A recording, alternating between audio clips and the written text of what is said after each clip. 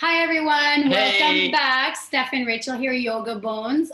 We're still in the series of Yoga B.A.M. So if you don't know what a B.A.M is, we talk about benefits, anatomy and alignment. So there should be like 2 A's. That's B.A.M. And M for modification. So within all the poses, we've decided to break down the Ashtanga primary series. Yeah. And we're taking you one by one and talking about all that fun stuff with you guys. Yeah. So now we're doing pose number 15.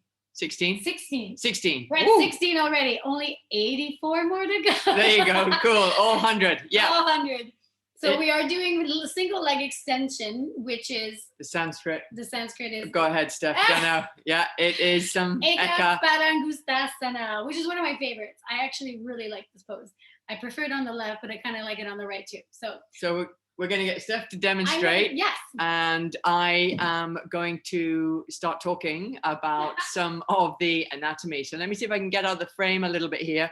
Steph, you were telling me about the variations of this pose. Do you want to just show me what those variations are? Yes. So if you've watched any of the previous videos, we talked about the little yogi toe lock, which is your peace fingers that make little hooks. So this is one leg at a time. So you would make your hook. I'm going to start with my left leg. Little hook at the toe. So this is the actual series. So the traditional pose would be the extension of the leg. So this is A, and then B, and then C. You come back to center and fold. This is a lovely one. That happens. That's good for the ego. Drop the ego. Exactly. And then let go and keep the foot there. Okay, so thank you very much for showing me through those variations. I'm going to get you to step back ever so slightly because for all of them, everyone, you can appreciate that what Steph was doing there was standing on one foot. So let's start with the foundation of the building to then be able to build up from there. I keep banging on about it, 4 points. Stick your foot forward for me, babe. The 4 points, the big toe, the baby toe, the outer heel, the inner heel. God, I actually did that well there. That was awesome. I know. You need to plonk and feel those points of your feet in contact with the ground whilst you're doing these single leg standing balances. Yes. So Steph's going to pick one of her legs to do, and I'm going to get her to side profile just so we can talk about one of the key things that you need to do. So have a go there, Steph. Pick up your favorite leg just to see. Now, everyone, the main thing for me here, yes, she's got the peace grip on the go. That's fantastic. But I will walk backwards, Steph. I'll see if I can do it. Oh, no, I can do it. Woo! That's super, super, super straight spine. What's the cheat, Steph, that everyone does in this pose? That, and also, for me, what I see is that big rounding. So somebody would have hold of the leg, and then there'd be, so that looks great. That's something else. One of this, the first variation is where you're going to be super, super straight and then leg straight. Can you please grab the strap, Steph? Yeah. Because this is one of the modifications. This is a lot of work here that Steph is doing, everyone.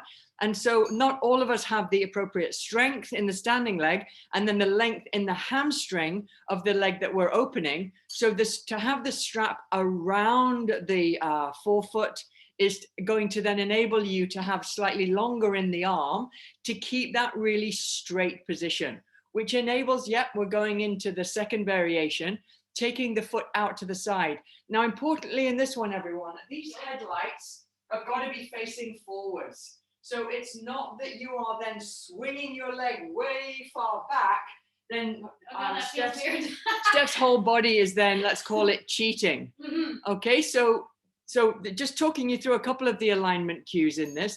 And then the third one, so can you side profile the third one for me, please, Steph? Strap, no strap. Strap, no strap, no strap. And what she's going to do now is forehead to knee pose. The idea is that one day you're actually, can you believe it, getting your forehead down onto your knee. Bikram yoga was something that I was 3 times a week for years. And it was a definite 2-hand grab and forehead to knee. All good. Yeah, but there's the big toe, there's the 2 hands, and then there's the cross one. I actually like the cross one too. I find it really fun. Yeah. It's a fun grip to start. Opens up the shoulders. Beautiful. And then down. Now, this is the one where, if you've really been going and doing a lot of yoga, variation number 4 is where Steph's side profile is going to show us her fantastic butt. So I'm actually going to get you to stand on your left, please, babe. Yeah, stand on your right leg now then, because I just want to see.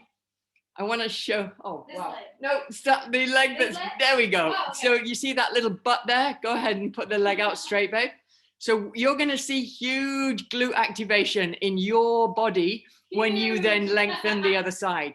And if you let your foot go now, this is when that glute activation really comes into play.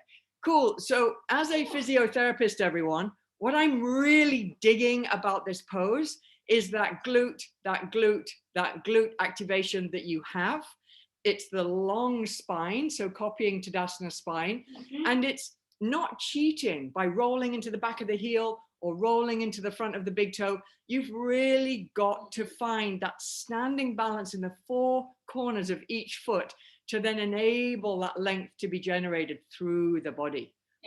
Our modification, Steph, what would you say? I think the big one for me is the strap. Yes, if you don't feel like using the strap, so strap would be number one. Yeah. But if you want to focus on your balance, because some days, every day is different. Some days the flexibility is there, the balance is there. If you don't want to work on your flexibility, but ground into your balance, this would be the best. There you go, beautiful.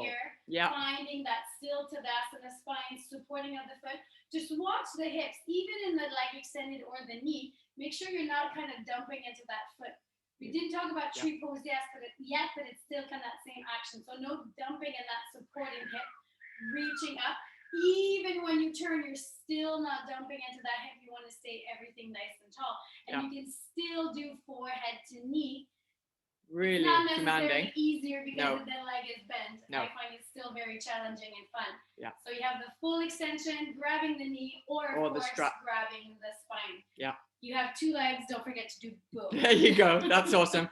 And I've just given a couple of the benefits. Have you got one to hand that you really, or that why you love doing it, Steph? Have you got something that you would say? Well, I guess the benefits for me is focus, because when it's a balanced one. So yes, the whole flexibility factor comes into hand, but focus and the balance and breath is a big one for me. Can you get into those poses and hold them and still find that nice fluid, full steady breath? Beautiful. Wow. Check you out. You sound like a good yoga teacher. Maybe we should keep listening to you. Sometimes, Okay, everyone. So over and out from us. Thank you so much for your time again. We look forward to seeing you in the next video. I know. Stay tuned. Stay tuned.